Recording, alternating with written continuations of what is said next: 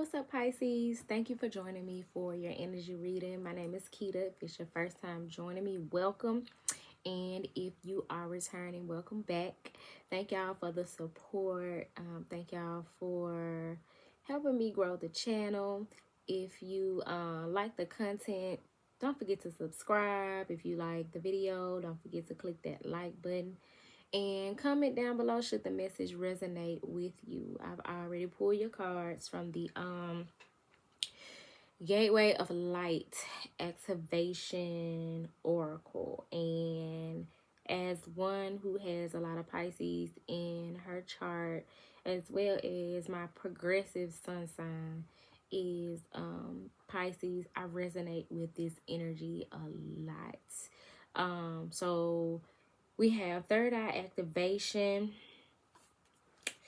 brow chakra, inner vision, clearer seeing. So you all may be experiencing heightened intuition, heightened clairaudience, clairvoyance, clairsentience, all of the clairs, heightened ancestral connections, and just being able to see beyond the veil. You know, they say that during October, as we move toward the Day of the Dead, which is November 1st, I think, where the veil is thinner or thinnest around this time of the year. And so our connection with other realms and entities and energies, especially our angels and ancestors, that communication is coming through clearer and more frequently.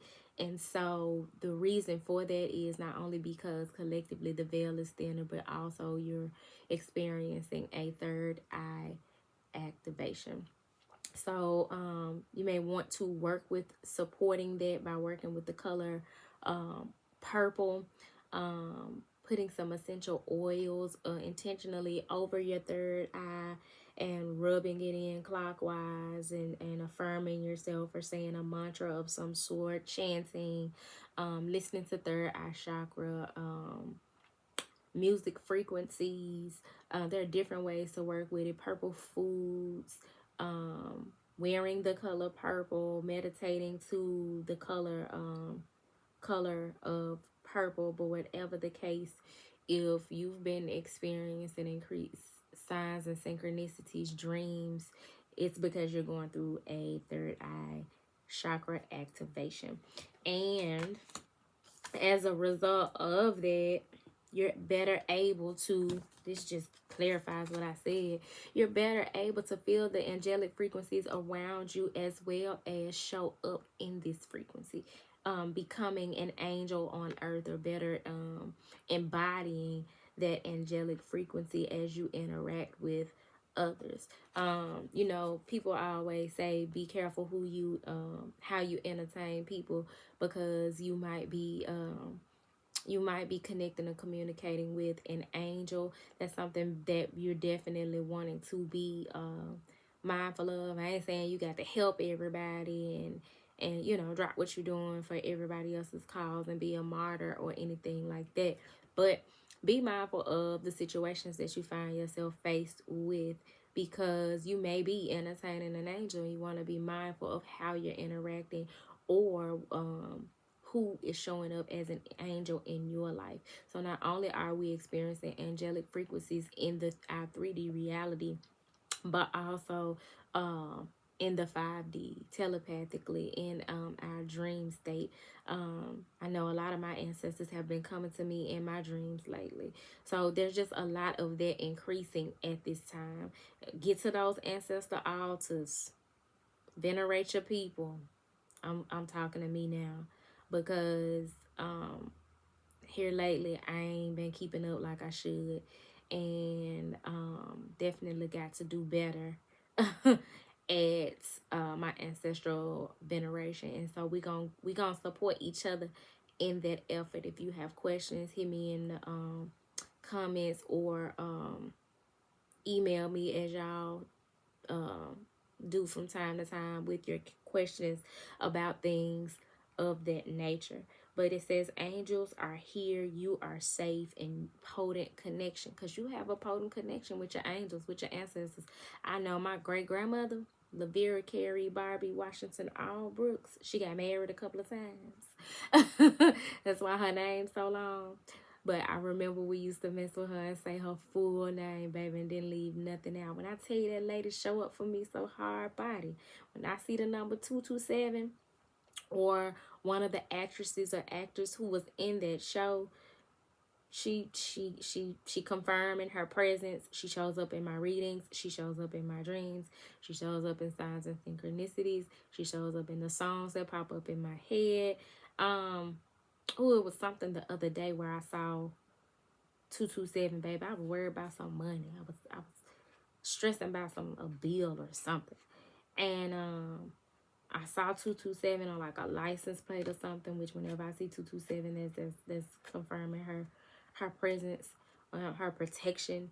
She didn't play by me when she was living, and she really don't play by me now.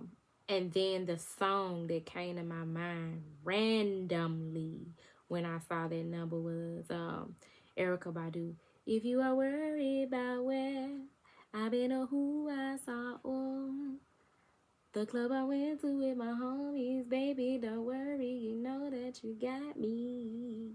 And when I tell you that, to me, that was just her letting me know she got my back and to quit worrying. And she tells me that all the time, but sometimes I be needing that reminder. And it never fails. She comes through. So y'all are having like those types of experiences with your angels, with your ancestors, with your team of light. And it's because you're going through a soul star chakra activation as well. So a third eye activation, and then of course that crown chakra got to be lit to be connected with the ancestors and the Holy Spirit, right? But that didn't come out here, because above the crown chakra is your soul star chakra, which is represented by the color magenta, which you can see hints of in this card. And then you literally got those hints of magenta in what? Purple, representing the third eye chakra. So you have the image of the Egyptian deity Horus here, the god of the rising sun. And then you have this Merkaba here, which is significant of us being protected by the Merkaba, that chariot of light that carries us from realm to realm as we are ascending and elevating and expanding. So I'm definitely going to read the message of the soul star chakra. And this energy helps you to tap into fulfilling your soul contract, your life purpose, what you signed up to do in this lifetime, coming into awareness of what that is and putting the pieces of the puzzle together so that you can live a purpose-driven life. Just saw 811 and tap into your divine birthright of abundance. Number 8 represents abundance. And it's also an energy of remembering who you are. Remembering to remember in those times where you're doubting and you're fearing, or like me in that time when my grandmama came to affirm me, like I wasn't remembering who I was. I was sitting up caught up in the matrix, fearing that shit was gonna fall apart or go wrong, or I wasn't gonna be able to take care of a certain responsibility. And then my grandmama had to come through and let me know I'm protected. And also that led me to be reminded that I am an heir of God's lavish abundance and that I'll always be provided for. And so that is a lot of the experience that you all are having as you are remembering who you are, whose you are, who got your back. You know what I'm saying? As you tap into your soul star activation, I do want to advise that you all work with crystals that help support you along your soul star activation. I have here some magenta selenite that I sell. It's $10 a piece, and it's very rare to find. I have gone to metaphysical stores during my travels all over the world, and I've never seen these, and somebody gifted them to me for my business. And so I'm selling them at a very affordable price, because I could charge more just because of how rare they are. And when I tell you, I've been working with it every day. every day. I actually started to go through my soul star chakra activation right before I went to Tulum, Mexico last April, I think it was. And shortly after, sometime after that, in alignment with having had that activation, I was gifted these crystals. So I'm not sure how long these are. It's not 9 inches, so it may be like 7. But if you're familiar with the energy of selenite, you know that it's good with helping to balance your chakras and cleanse your energy.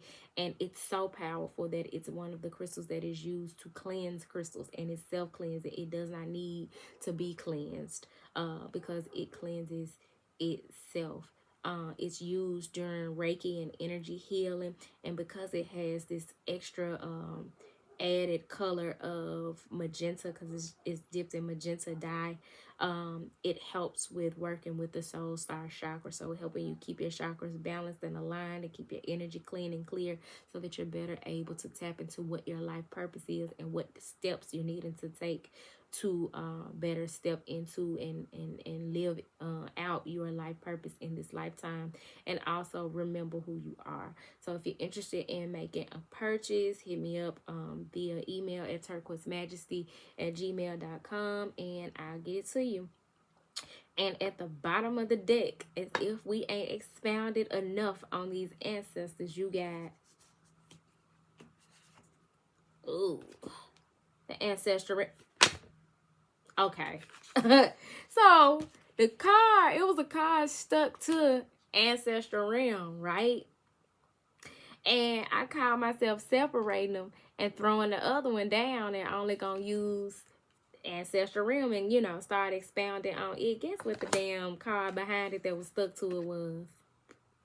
Crown chakra upgrade. I said I was surprised the crown chakra didn't come out, because we got the third eye, we got the soul star chakra, and the crown chakra is right in the middle, and here it is, present and accounted for. Like, nah, this was going on too. So you're also experiencing increased divine connection, holy experiences, and miraculous energy, miracles taking place in your life as you balance out the karma of your ancestral line and start to draw more stricter boundaries.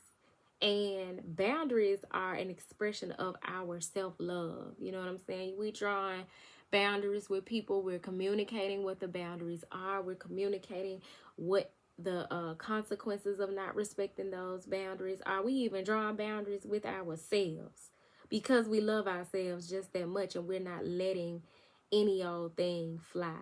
And that is something that our ancestors, our generations before us, hell, they was living in such poverty and oppression and just hoopla. You know what I'm saying? A lot of them didn't have this knowledge and this wisdom, and they didn't even have like the freedom and the time to focus on this type of thing. And so we are to show up and honor having the opportunity, the calling, the gumption to draw boundaries, because of the work that they've done, because of the trials and tribulations that our ancestors have experienced, because of how far they have moved the needle for us. We're now afforded the opportunity to set boundaries in ways that they could not even dream of. And so it behooves us to honor that and to do that for ourselves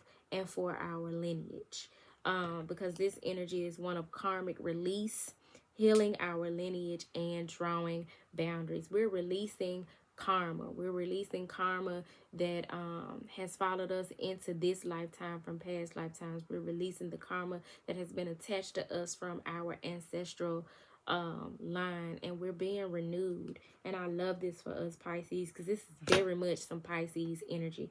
All of this is that upper chakra work. So you definitely want to make sure that you're working with your upper chakras, your amethyst, your I'm trying to think of another crystal that's good for working with the upper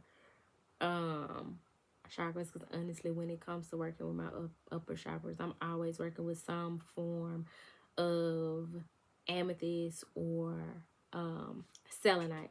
I'll make some suggestions on the community board, and then I'm gonna go ahead and clarify with the traditional tarot, and then I'm gonna read the message of soul star activation. I cannot believe that crown chakra card came out like that, yo. Spirit, please clarify this message for the Pisces collective at this time.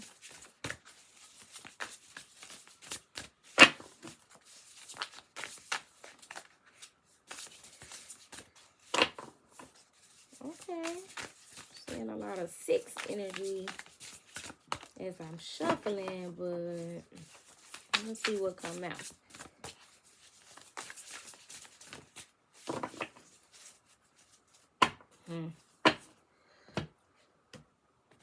Interesting.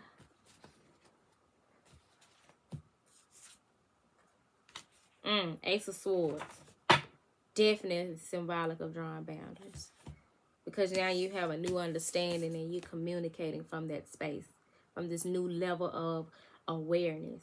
And when, trust me, when you get clearer about your soul purpose, why you reincarnated here on this earth, what you're passionate about, what your calling is, what you led to do, oh yeah, you get fierce about them boundaries, because now you have something like that's the battery in your back. You know what I'm saying? And you don't want nothing and nobody coming between that. So even when it comes to drawing boundaries with you getting yourself together. You know what I'm saying? And you're understanding that that is self-love.